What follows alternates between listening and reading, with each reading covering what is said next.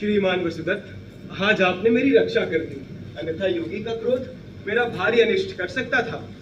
श्रीमान को मेरा प्रणाम। बोलो राजपुरुष, क्या आपने उन दोनों को खोज लिया है? नहीं, उन्हें इस नालंदा महाविहार के आसपास कई योजनों तक ढूंढा, पर वे कहीं नहीं मिले। कहीं नहीं मिले? क्या ऐसी मूर्खता और कैरतापूर्ण सूचना आप पहले कई बार नहीं दे चुके? श्रीमान, मेरी व्यवस्था को समझे, मैं एक अवसर और चाहता हूँ। नहीं, इस कार्य के लिए आप पहले ही बहुत सा राजकीय धन व्यय कर चुके हैं। और क्या पता आपने वो सारा धन अपने व्यक्तिगत कार्यों में ही। श्रीमान, मुझ पर दोषारोपण न करें। तो सुनिए, अब आपकी आवश्यकता सिद्ध को बिल्कुल नहीं। वो स्वयं भागवी भैरवी को परोक्ष दृष्टि से देखने कक्ष में गए। यदि यह संभव है तो उत्तम ही है। सिद्ध के लिए कुछ भी असंभव नहीं है, समझे। इससे पहले कि असफल लौटा हुआ सिद्ध तुमको देखें, आप यहाँ से चले जाएं। आप बाहर मेरी प्रतीक्षा करें। जैसी श्रीमान की आज्ञा। आप जोर दीजिए, पर सावधान। क्या है? क्या वो दोनों बाहुला भैरवी नहीं? हाँ श्रेष्ठ, निश्चय ये दोनों बाहुल और भैरवी ही हैं। यदि हम लोग अपने रथ और घोड़े दूर न छोड़ाते तो ये निश्चय भाग जाते। ये दृश्य सिद्ध को दिखलाना तो अति आवश्यक है। वो देखो, राजपुरुष उनको अपनी सुरक्षा में ला रहे हैं। आइए सिद्ध, आप स्वयं पहचानिए, क्या ये स्त्री आपकी ही भैरवी? कहाँ बनते? वो देखिए सिद्ध, वो पुरुष और उसके पास जो स्त्री बैठी है, क्या ये दोनों बाहुल और भैरवी नहीं है? संभवतः चर ने हमारा व्यर्थ ही समय नष्ट किया। निश्चय ही ये दोनों वो नहीं। सिद्ध, योगीराज, आप यहाँ? ओ भैरवी! सिद्ध, हे तथागत, रक्षा! राजपुरुष, चेतना से उन भैरवी को बंधन में जकड़ लो। क्या सिद्ध का भी यही आदेश है? शांत, सब लोग शांत रहें। मैं माहौल से कुछ बातें करूंगा। सिद्ध, इसे भी साथ ले चलिए, ये भी राजदंड पाने का अधिकारी है। माहौल, मैं प्रस्तुत हूँ सिद्ध, आज्ञा दीजिए। भैरवी मुझसे भयभीत होकर अचेत हो गई है। निर्लज्ज माहौल, तुझे तो लज्जित होकर बढ़ जाना चाहिए। सिद्ध, इसे मृत्यु दंड देकर धन की रक्षा करें। माहौल मेरा रहता सुरक्षित है। राजपुरुष, क्या तुझ में इतना भी सामान्य ज्ञान नहीं कि धर्म में पाप का प्रवेश वर्जित है? यदि धर्म में पाप प्रवेश कर जाए तो धन का परिष्कार करना भी राज्य का ही धर्म है। सिद्ध, यदि आप मुझे आदेश दें तो मैं अपने साथ लाए हुए हंताओं को बुलाऊं। हाँ श्रेष्ठ, जाओ, उन्हें सम्मान पूर्वक लाकर इस कुकर्मी माहौल को ऐसा अपमानित मृत्युदंड दो कि जो आज्ञा सिद्ध। भैरव श्रेष्ठ, इस भयंकर अपराध से बचे तो मैं स्वयं ही माहौल का दंड आप ऐसा नहीं करेंगे, अन्यथा।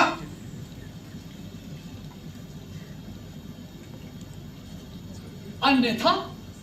अन्यथा क्या कर लोगे तुम? तू पीछे क्यों हट रहा है? मैं आगे बढ़ना चाहता हूं, पर पलाट पीछे हट रहा हूं।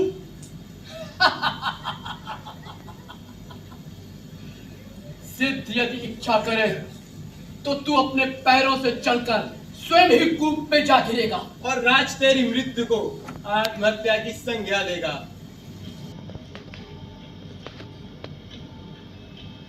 देवी श्वेता, मूर्छा त्याग कर चेतना में आओ। सिद्ध, ये सब आप क्या कर रहे हैं? योगीराज, कहीं आप ज्ञान शून्य तो नहीं हो गए? देवी श्वेता, अब तुम कैसी हो? तुम्हारी ये दुर्दशा देखकर मेरा हृदय दया से भर गया है। नहीं, अब और नहीं सहूंगी मैं। देवी, चेतना में लौटो। ये तुम? कलाकार, मुझ में आज ही तो चेतना आई है। मैं इन सबसे पूछती हूँ कि मैंने इनका ऐसा कौन सा अपराध किया है जिसका मुझे ये दंड देना चाहते हैं? देवी, धैर्य रखें। सीमाहीन धैर्य ने ही तो मुझे कायर बना दिया है। लेने के उपरांत मेरे हिस्से में आया तो बस धैर्य, पर अब उसका बंधन टूट चुका है। शारीरिक यातनाएं तो मैं अब तक झेलती रही, लेकिन अब अपनी हत्या ना होने दूंगी, अपनी हत्या। देवी श्वेता, क्या तुम आत्महत्या का पाप करने जा रही हो? कौन कहता है कि आत्महत्या सदैव पाप होती है? कभी कभी आत्मा को स्वतंत्र कर देना भी पुण्य का कार्य होता है। कलाकार, इन सबसे पूछो कि मैंने इनका ऐसा कौन सा अपराध किया है जिसका मुझे ये दंड देना चाहते हैं। मैं इनके कौन से उपकारों के बोझ तले दबी हुई हूँ जिसे कृतज्ञ मानकर ये मेरे शरीर के टुकड़े टुकड़े कर देना चाहते हैं। देवी, आवेश त्यागें। यदि आप मेरे बौद्धिक निर्णय को आवेश मानते हैं तो बोलिए। दुर्बलों पर क्या केवल अत्याचार ही किया जा सकता है, अथवा दुर्बल केवल दया का ही पात्र है? देवी की भाषा अस्पष्ट है। मैंने यदि एक दुर्बल का सम्मानित जीवन जिया होता तो आप मेरी भाषा अवश्य समझ सकते थे। दुष्ट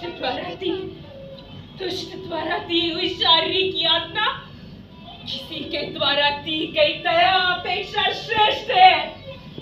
मैं आत्महत्या कर लूंगी, लेकिन दया स्वीकार ना करूंगी। देवी, ऐसा ना करें। तुम्हारे बाद मेरा क्या होगा? कलाकार, सच मानो, सिद्धजीमूत ने मुझे सदैव शारीरिक यातनाएं दी और मैं अपने को विवश मानकर ये सब सहन करती रही। लेकिन आज जब इन्होंने मुझ पर एक निरीह प्राणी की भांति दया दिखलाई है तो मैं अपने को इतना निर्बल महसूस कर रही हूँ कि जैसे मेरा ये जीवन परमात्मा का दिया हुआ ना होकर स्वयं जीमूत का दिया हुआ है। हो, मैं इतनी निर्बल। देवी, दया दिखलाना क्या मानव कर्तव्य नहीं? अज्ञानी सिद्ध, तुम क्या जानो मानव क्या होता है और मानव किसे कहते हैं? तुमने अभी ऐसा कौन सा आचरण किया है जो तुम मानव कहलाने के अधिकारी हो गए? देवी, शिष्टाचार न छोड़े। कोई भी मेरी ओर थोड़ा सा भी आगे आया तो मैं अपना उदर विदीर्ण कर लूंगी। मैं अपनी आत्मा को स्वतंत्र कर आपके सारे आक्रमण को विफल कर दूंगी। ऐसा ना करे देवी, मेरे प्रेम की शपथ। देवी, क्रोध त्यागे। सिद्ध अब लोक के प्रति उदार हो गए। नहीं, मैं अब तक पहुंच चली गई, लेकिन अब मैं पूर्ण रूप से स्वतंत्र हूं। मैं किसी की दासी नहीं, मेरा कोई स्वामी नहीं। मैं अपनी आत्मा को स्वतंत्र कर आपके सारे आक्रमण को विफल कर दूंगी। मैं आज सारी दुनिया से टकरा सकती हूँ। मैं साक्षात भैरवी हूँ, प्रलयंकारी देवी भैरवी। मैं सर्वश्रेष्ठ हूँ, हाँ, सर्वश्रेष्ठ हूँ। देवी श्वेता, मेरी ओर देख लो। तुम मुझे इस संसार में वापस लाई हो। यदि तुमने आत्महत्या कर ली तो मुझे संसार से प्रेम करने की शिक्षा कौन देगा? तुम्हारे जैसा गुरु कहाँ प्राप्त होगा? क्या तुम स्त्री समाज में जागरूकता लाने के लिए जीवित न रहोगी? क्या तुम उनके लिए प्रकाश दीप की तरह प्रज्वलित न रहोगी? क्या तुम नहीं चाहती स्त्रियां तुम्हारे माध्यम से वे अपनी शक्ति और क्षमताओं को अपने में अनुभव करें? सिद्ध, क्या आप भैरवी को मुक्त रखना चाहते हैं? हाँ, ऐसा ही है। तो क्या आप महाविहार वापस न जाएंगे? हाँ श्रेष्ठ, अब कभी नहीं जाऊंगा। सारा लोग आपका कितना परिहास करेगा, ये आपने सोचा? अधिकारी, इतना जीवन जीने के बाद मैंने वो कुछ नहीं किया जिसे देखकर लोग मेरा परिहास न करता। क्या आपका दृढ़ निश्चय है? हाँ।